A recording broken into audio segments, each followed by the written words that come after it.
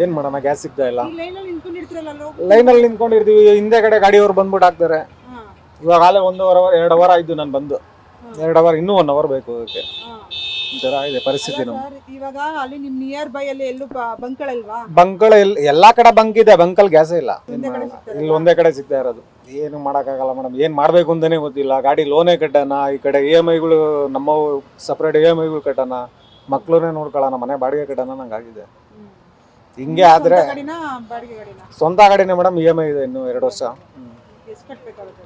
10,000 ಕಟ್ಟಬೇಕು. ಇವಾಗ ದುಡಿತಾ ಇರೋದ್ರಲ್ಲಿ ಎಲ್ಲೂ ಆಗ್ತಾ ಇಲ್ಲ ಮೇಡಮ್. ಇವಾಗ ಆಲೆ 15 ದಿವಸದಿಂದ ಏನೂ ಇಲ್ಲ. ಇವಾಗ ಮಧ್ಯಾಹ್ನವರೆಗೂ ಇದೇ ಆಗಿದೆ. ಬೆಳಗ್ಗೆ ಬಂದವನು ಮಧ್ಯಾಹ್ನವರೆಗೂ ಇದೇ ಆಗಿದೆ.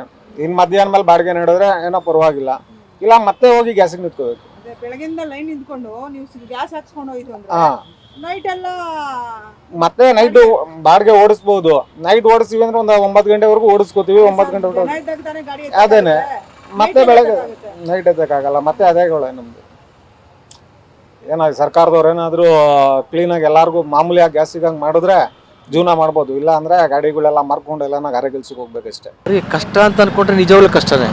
ಬಿಕಾಸ್ ಬೆಳಿಗ್ಗೆ ಮನೆಯಿಂದ ಖಾಲಿ ಜಾಗದಲ್ಲಿ ಬರ್ತಾರೆ, ಸ್ವಲ್ಪ ಸಂಪಾದನೆ ಅಂತ ಕಾಯ್ತಾರೆ. ಸಂಪಾದನೆ ಮಾಡಿಕೊಂಡು ಪೆಟ್ರೋಲು ಡೀಸೆಲ್ ಖರ್ಚು ಮಾಡಿಕೊಂಡು ಮಿಕ್ಕಿದ್ರೆ ಮನೆ ತೊಗೊಳ್ಬೇಕು. ಎಲ್ಲೊಂದು ಕಡೆ ಚೀಟಿ ಕೊಟ್ಟರು, ಸಾಲ ಕೊಟ್ಟರು, ಅದು ಕಟ್ಟಬೇಕು. ತುಂಬ ಕಡೆ ಫೀಲ್ ಆಗುತ್ತೆ. We feel that. ಅದಕ್ಕೇನು ಇದನ್ನು ಹೇಳ್ತಾನೆ, ಹಂಗಾಯ್ತು ಇಬ್ಬರು ಜಗಳ ಮೂರೇ ಲಾಭ ಅಂತ. ಈಗ ಯಾರೋ ಇಬ್ಬರು ಜಗಳ ಮಾಡ್ತಿರೋದಕ್ಕೆ ನಾವು ಅನುಭವಿಸ್ತಾ ಇದ್ದೀವಿ. ಅವು ಚೆನ್ನಾಗಿದೆ, ನಮ್ಮ ದೇಶ ಚೆನ್ನಾಗಿದೆ. ಯಾರೋ ಜಗಳ ಮಾಡ್ತಾರೆ, ಅದರಿಂದ ಎಫೆಕ್ಟ್ ನಮಗಾಗಿದೆ. ಸೊ ಅದು ಸ್ವಲ್ಪ ಬೇಜಾರಷ್ಟೇ. ಭಿಕ್ಷೆ ಬೀಳಲೇಬೇಕು, ಪೆಟ್ರೋಲ್ಗಾಗಲಿ, ಡೀಸೆಲ್ಗಾಗಲಿ, ಕ್ರೂಡ್ಗಾಗಲಿ, ಬೇರೆ ದೇಶ ಅವ್ರಿಗೆ ತೊಂದರೆ ಆಗ್ಬಿಟ್ಟು ನಮ್ಗೆ ಸಪ್ಲೈ ಆಗ್ತಿಲ್ಲ. So suffering A lot. ಏನಿಲ್ಲ, ಒಂದೇ ಸಿಂಪಲ್, ಅವರು ಅಲ್ಲಿ ಯುದ್ಧ ನಿಲ್ಲಿಸಿದ್ರೆ ತನ್ನ ಬರುತ್ತೆ. ಅದಕ್ಕೆ ಯುದ್ಧ ನಿಂತಾಗ ಏನಾಗುತ್ತೆ, ಅವ್ರದ್ದು ಕೆಲವು ಆಯಿಲು ಏನು ಸ್ಟೋರ್ ಮಾಡಿ ಅದೆಲ್ಲ ನಾಶ ಮಾಡಿದ್ದಾರೆ. ಅವ್ರಿಗೂ ಕಷ್ಟ ಇದೆ. ಯುದ್ಧ ನಿಂತದಪ್ಪ, ಬಸ್ ಬಂದು ಹೋಗೋಂಗಿಲ್ಲ, ಬಸ್ ಬಂದಿರುತ್ತೆ, ಅದಕ್ಕೆ ಹೋಗೋಕ್ಕಾಗಲ್ಲ, ಸೀಟ್ ಇರಲ್ಲ. ಹಂಗೆ ಯುದ್ಧ ನಿಂತೋದ್ರೆ ಅವ್ರು ಮತ್ತೆ ಇದಿಷ್ಟು ಕಂಪ್ನಿ ಒಂದು ಲೆವೆಲ್ಗೆ ಬರಬೇಕು. ಅಲ್ಲಿ ತನಕ ನಮ್ಗೆ ಕಷ್ಟ ಇದ್ದಿದ್ದೇ ರೀ. ಇದು ತೊಂದರೆ ಅಂತೆಲ್ಲ ಎ ಸಿ ಕೂತ್ಕೊಂಡು ಹೇಳ್ತಾರೆ, ತೊಂದರೆ ಇಲ್ಲ. ಎ ಸಿ ಕೂತಿದ್ರೆ ತೊಂದರೆ ಇಲ್ಲ.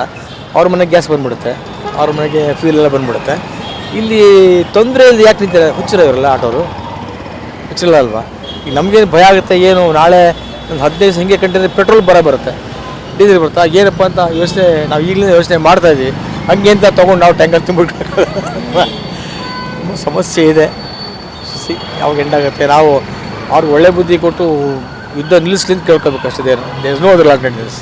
Thank you. ಇನ್ನೇನು ಡೌನ್ ಆಯ್ತಲ್ಲ ಅಂತ ಹೇಳ್ಕೊಬತ್ತಾ ಅಷ್ಟೇ. ಈಗ ಸ್ಟಾರ್ಟ್ ಮಾಡ್ಕೊಂಡು ಹೋಗ್ತೀವಿ. ಯಾರಿಗೆ ಗೊತ್ತು ಮೇಡಮ್, ನಮಗೇನು ಗೊತ್ತೇಳಿ ಕಷ್ಟ. ನಮಗೆ ಇನ್ನೂ ಎಷ್ಟು ದಿವಸ ಆಗುತ್ತೋ ಗೊತ್ತಿಲ್ಲ. 23ನೇ ತಾರೀಕು ಪ್ರೈವೇಟ್ ಬಂಕಲ್ಲಿ ಬರ್ತದೆ ಅಂತ ಬೋರ್ಡ್ ಹಾಕಿದ್ದಾರೆ.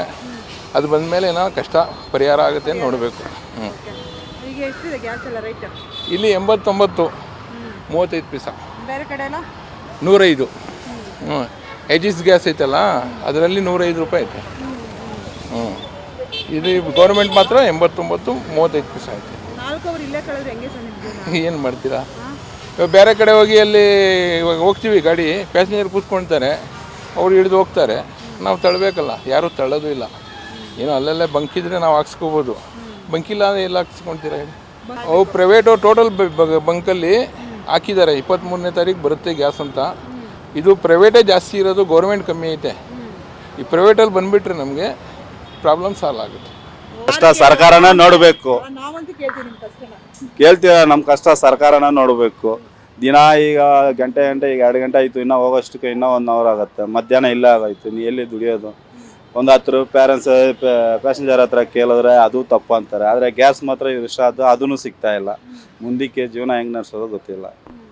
ಏನು ಮಾಡೋಣ? ಎಲ್ಲ ಸರ್ಕಾರನೇ ಪರಿಹಾರ ಕೊಡಬೇಕು. ದೇವ್ರೆ ನೋಡಬೇಕು, ಮುಂದೆ ಕಾಯಬೇಕು.